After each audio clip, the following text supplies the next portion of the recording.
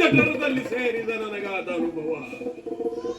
ಇವತ್ತು ಕಚಕುಮಾರ ನನ್ನ ಒಳಗೆ ಪ್ರವೇಶಿಸಿದ್ದಾನೆ ಅಂತಾದ್ರೆ ಏನಿದು ದೇವತೆಗಳ ಕಾಪಟ್ಯವೇ? ತಾನು ಕಚಕುಮಾರ ಅಂತ ಹೇಳಿ ಬಂದವನು ಮೋಸ ಮಾಡಿದ್ನೆ. ಒಳಗಿದ್ದಾನೆ. ಒಳಗೆ ಹೇಗೆ ಹೋದೈವ? ಒಳಗೆ ಹೇಗೆ ಹೋದೈವ? ಒಳಗೆ ಒಳಗೆ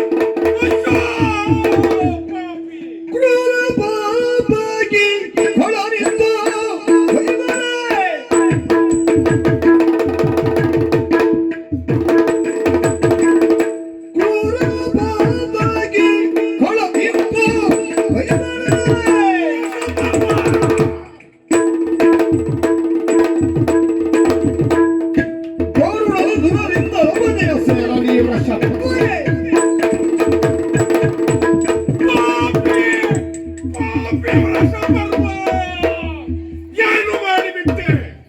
ಇನ್ನು ಮುಂದೆ ದೇವತೆಗಳ ಯುದ್ಧದಲ್ಲಿ ವೃಷ ಪರ್ವನಿಗೆ ಸ್ವಾಲಾಗಿ ಹೋಗಲಿ, ಸ್ವಾಲಾಗಿ ಹೋಗಲಿ.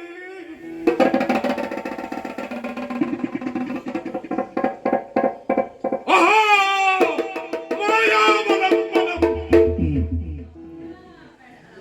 ನನ್ನನ್ನು ಕೂಡ ಸ್ತಂಭಿತನನ್ನಾಗಿ ಮಾಡಿ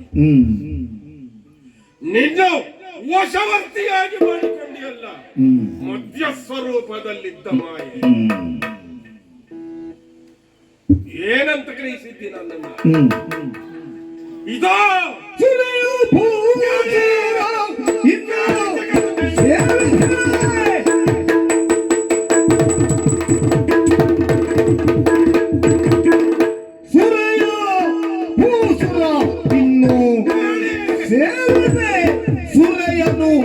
ಭೂಸುರ ಇನ್ನು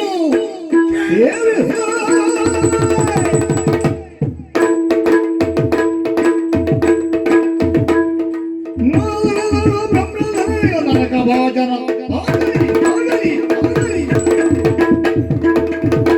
ಜಗತ್ತಿಗೆ ದಾರಿ ತೋರಿಸುವ, ಜಗತ್ತಿಗೆ ವಿದ್ಯೆಯನ್ನು ಬೋಧಿಸುವ, ಜಗತ್ತಿಗೆ ವೇದವನ್ನು ತಿಳಿಸುವ, ಮಂತ್ರಶಾಸ್ತ್ರಗಳನ್ನು ಹೇಳುವ ಬ್ರಾಹ್ಮಣರೇ, ನನ್ನ ಜಾತಿಯ ಮಕ್ಕಳೇ, ನಿಮಗಾಗಿ ಹೇಳ್ತಾ ಇದ್ದೇನೆ. ಶುಕ್ರ ಈ ಹೊತ್ತು ಆಡುತ್ತಿರುವ ಈ ಮಾತು ಮುಂದೆ ಶಾಸ್ತ್ರದಲ್ಲಿ ಸೇರಬೇಕು. ಮಾತಿದು ಯಾರೇ ಆಗಲಿ ಬ್ರಾಹ್ಮಣರಿದ್ದೀರಲ್ಲ, ಕೇಳಬೇಕು. ಜಗತ್ತಿನ ಯಾವ ಮೂಲೆಯಲ್ಲಿದ್ದ ಬ್ರಾಹ್ಮಣ ಸುರೆಯನ್ನು ಸೇವಿಸಿದ್ರೆ, ಹೆಂಡ ಕುಡಿದರೆ ಬ್ರಹ್ಮ ರಾಕ್ಷಸರಾಗಿ ಹೆಂಡ ಕುಡಿದ ಬ್ರಾಹ್ಮಣರು ಬ್ರಹ್ಮ ಹತ್ಯೆಗಿಂತಲೂ ಅಧಿಕವಾದ ಪಾಪವನ್ನು ಮಾಡಿ ಅನಂತ ಕಾಲದವರೆಗೆ ಯಾವ ಸ್ಥಿತಿಯೂ ಇಲ್ಲದ ಅದು ಆಗತ್ತಿಗೆ ಹೋಗಲಿ, ಅದು ಆಗತ್ತಿಗೆ ಹೋಗಲಿ. ನನಗೆ ಈಗ ಯಾವ ಗತಿ? ನನಗೆ ಈಗ ಯಾವ ಗತಿ? ಗುರುವಿಗೆ ವಂಚಿಸಿ ಬಿಟ್ಟರಲ್ಲ ಪಾಪಿಗಳೇ. ಕಚಕುಮಾರ ಎಲ್ಲಿದ್ದೀವ? ಎಲ್ಲಿದ್ದೀವ? ಎಲ್ಲಿದ್ದಾರೆ? ಗುರುವೆ ದಾರಿಯ ತೋರು, ದಾರಿಯ ತೋರು, ಗುರುವೆ ದಾರಿಯ ತೋರು. ನನ್ನ ಒಳಗೆ ಕಚ ಸೇರಿದ್ದಾನೆ, ಹೊರಗೆ ಬರುವುದಕ್ಕೆ ದಾರಿ ಕೊಡಬೇಕಂತೆ. ಶಿವನ ಹಾಗೆ ದೀರ್ಘಕಾಲ ಇವನನ್ನೇ ಹೊಟ್ಟೆಯಲ್ಲಿ ಇಟ್ಟುಕೊಂಡು ಸಾಕುವುದಕ್ಕಾದ್ರೂ ಸಾಧ್ಯವ? ದೇವತೆಗಳು ಬಂದು ಕೇಳ್ಯಾರು, ಬೃಹಸ್ಪತಿಗಳು ಕೇಳದೆ ಬಿಡ್ತಾರ? ಹಾಗಾದ್ರೆ ಗುರುವೇ ದಾರಿಯ ತೋರು ಎಂಬ ಆ ದೀನನ ಧ್ವನಿಯನ್ನು ಕೇಳುವಾಗ ನಾನಿದ್ರೆ ಎಷ್ಟು, ಇಲ್ಲದೆ ಇದ್ರೆಷ್ಟು? ಜಗತ್ತಿಗೆ ಶುಕ್ರನಿಂದ ಆಗಬೇಕಾದದ್ದು ಏನೂ ಇಲ್ಲ. ಶುಕ್ರ ಸತ್ರ ಸಂತೋಷ ಪಡುವ ಶಿಷ್ಯರಿಂದ ಈ ಪ್ರಪಂಚದಲ್ಲಿ ಬದುಕಿದ್ರೆ ಆಗಲಿ. ನಾನು ಸತ್ರೋಟಿಲ್ಲ, ನನ್ನ ಮಗಳೊಂದು ಮಾತು ಕೇಳ್ತೇನೆ. ತರಳೆ ಬೇಳಿದ್ದವನ ಪೊರಮಡಿಪೆನುದರದ್ಯೋ ಓ ದೇವಯಾನಿ, ತರಳೆ ಬೇಳಿಂದಿವನ ಪೊರಮಡಿಪೆನುದರದಿಂ ಪರಮ ದೇಗವ ಸೀಳಿ ಕೊಂದೆನೋ. ದೇವಯಾನಿ ಬರದಿದೆ ಗವ ಸೀಳಿಕೊಂಬೆನು ಮಗಳೇ, ಮೃತಿಯವುದು ಎನಗೆ ಮೃತಿಯವುದು ತೊರಳನನು ತೊರೆದು ನೀ ಇರುದಿಯೇ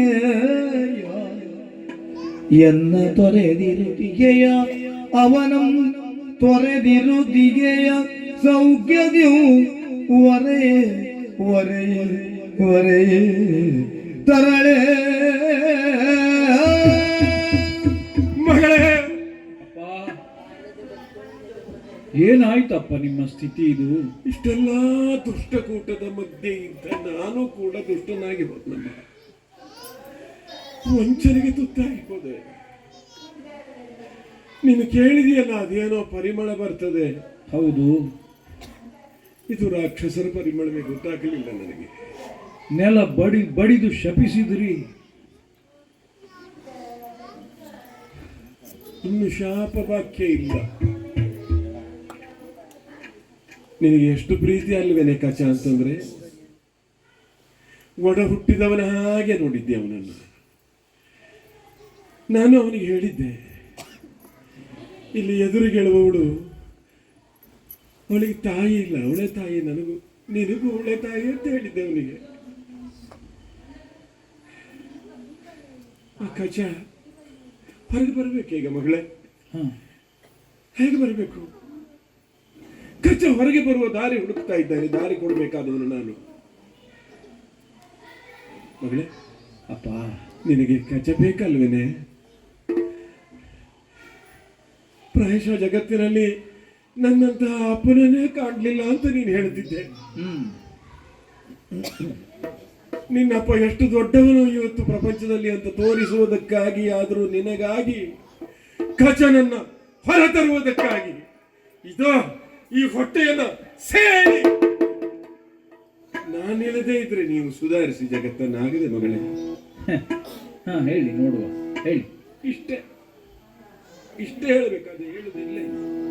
ಒಳಗಿರುವಂತಹ ಕಚನನ್ನು ನಿಮ್ಮ ಉದರವನ್ನು ಬಗೆದು ಹೊರತೆಗೆದು ಕೊಡ್ತೀರಿ ನನಗೆ. ಆಮೇಲೆ ಏನಿಲ್ಲ. ನಿನಗೆ ಯಾವುದು ಪ್ರೀತಿ, ಯಾವುದು ಒಂದು ಉಳಿಸಿಕೊಳ್ಳಿಕ್ಕೆ ಸಾಧ್ಯ ಉಂಟು. ಸಂದಿಗ್ಧ ನನಗೆ ತಂದಿಡ್ತೀರೋ ಅಪ್ಪ? ತೊರೆದರದು ನಿನ್ನಗಲಿ ಬಾಳಿ ಕೊಂಬುಗಳಲ್ಲ, ಖಂಡಿತ ಬದುಕುವವಳಲ್ಲ. ತೊರೆದರದು ನಿನ್ನಗಲಿ ಬಾಳಿ ಕೊಂಬುಗಳಲ್ಲ, ಪರಮ ಸಕನಗ ಕಚನು ಬರದೆ ಉಣ್ಣುವಳಲ್ಲ,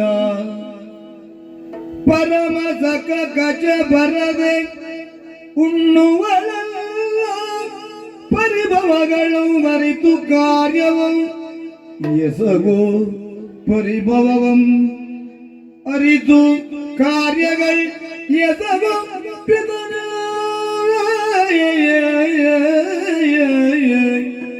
ತೊರೆದರಸು ನಿನ್ನಗಲಿ ಬಾಳಿಕೊಳ್ಳುವಳಲ್ಲ, ಅವ ಬರದೆ ಉಣ್ಣುವಳಲ್ಲ ಪಿತನೇ ಪಿತನೇ ಪಿತನೇ ಪಿತನೇ.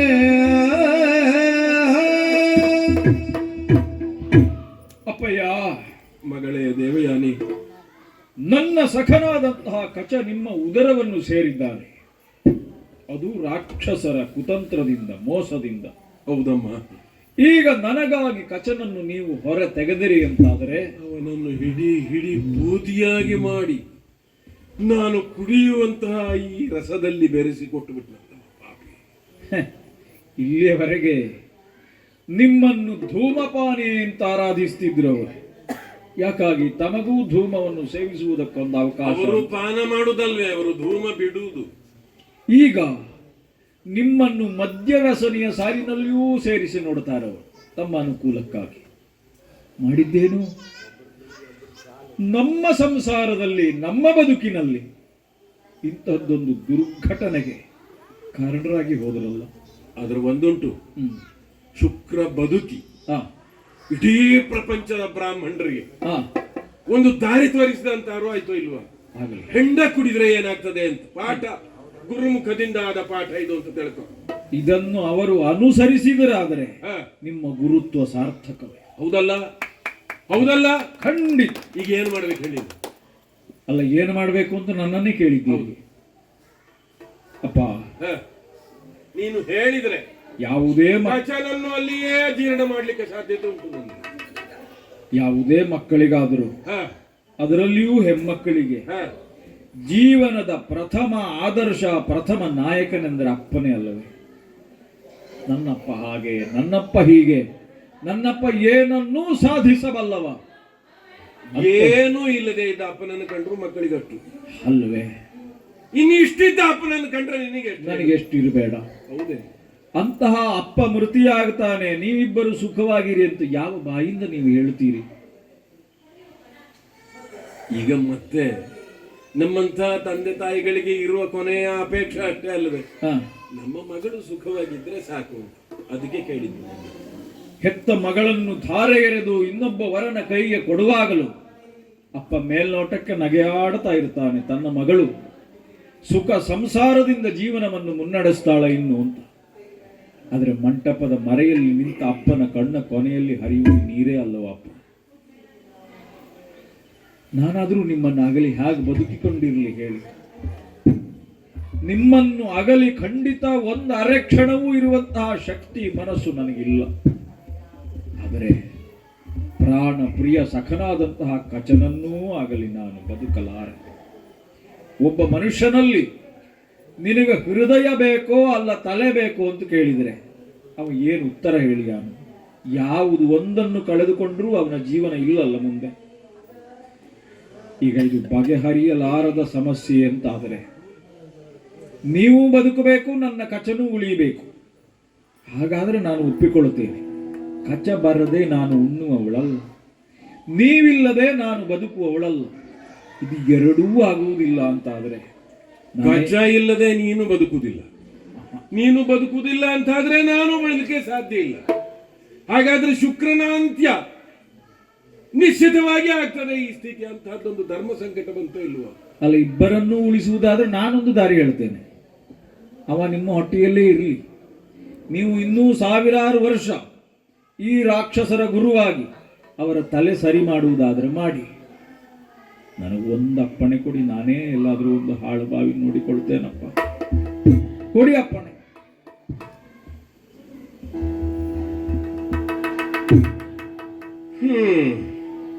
ಎಂದು ಅವನ್ನೇ ಕೇಳುವ.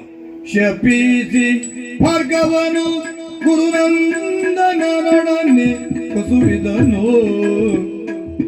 ಸಂದೇಹವಿದೆ ನಿನ್ನೊಳೊಂದು ಹಾಗೆ ಹೇಳುವೆ, ಮುಂದೆನ್ನ ಮನಸ್ಸಿನ ಅಳುಗರೆ ಬೇಳೆ. ಅಯ್ಯ ಕಚನೆಂಬವನೇ, ಪ್ರಪಂಚ ಹೇಗೆ ಉಂಟು ಅನ್ನುವುದನ್ನು ಪ್ರತ್ಯಕ್ಷ ಪ್ರಮಾಣೀಕರಿಸಿದ ಹಾಗಾಯಿತು ನಮ್ಮ ಶಿಷ್ಯರು. ಯಾರಿಗೂ ಕಾಣದೇ ಇದ್ದದ್ದು ನನಗೆ ಕಾಣಲಿ ಅಂತ ಪರಶಿವನ ಆದೇಶ. ಇಂಥವನಿಗೂ ಕಾಣದೆ ಹೋದ ಸ್ಥಿತಿ ಒಂದು ಮಾಯೆ ಉಂಟು ಮಾಡಿ ನಿನ್ನನ್ನು ನನ್ನೊಳಗೆ ಸೇರಿಸಿದ್ದಾಯ್ತು. ಈಗ ನನಗೆ ಆ ಮಾಯೆಯ ಪ್ರಭಾವ ಎಲ್ಲಿಯವರೆಗೆ ಇರಬಹುದು ಅಂತಂದ್ರೆ ನೀನು ನೀನೇಯೋ ಅಂತ ಸಂಶಯ ಬರಲಿಕ್ಕೆ ಪ್ರಾರಂಭ ಆಗದೆ. ದೇವಗುರುವಾದ ಬೃಹಸ್ಪತಿಯ ಮಗ ನೀ